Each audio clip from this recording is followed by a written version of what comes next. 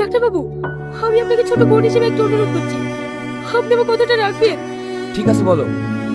বাইরে আমার স্বামী বসে আছে, ওকে বলবেন আমি মা হতে পারবো। না না, এত বড় মিথ্যে কথা আমি বলতে পারবো না। ডাক্তার বাবু, আমি আপনাকে বড় দাদা মেনে বলছি, আপনি আমার একটু উপকার করুন। ঠিক আছে, আমি দেখছি, তুমি যাও।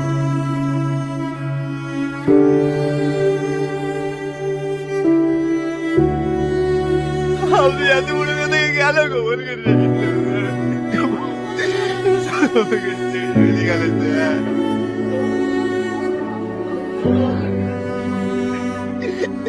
সালমা, আমাকে ছেড়ে যেতে পারো না সালমা।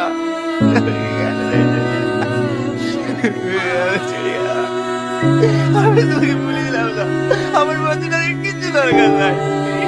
তুমি দেখলে আমাদের তুমি শান্ত হও। এই নাও, এটা তোমার স্ত্রী তোমাকে দিতে বলেছিল।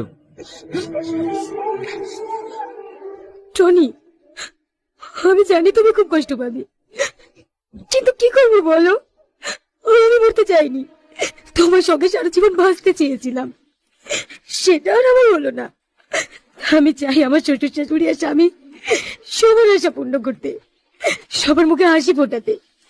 তাই আজ আমি নিজের জীবন বিপন্ন করে তোমাদের সবার সুখের জন্য আমি আমার বাচ্চাকে তোমাদের কাছে শেষ উপহার হিসেবে দিয়ে গেলাম।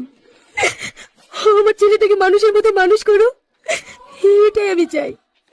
আর তোমাকে মিথ্যে কথা বলার জন্য আমাকে ক্ষমা করে দিও।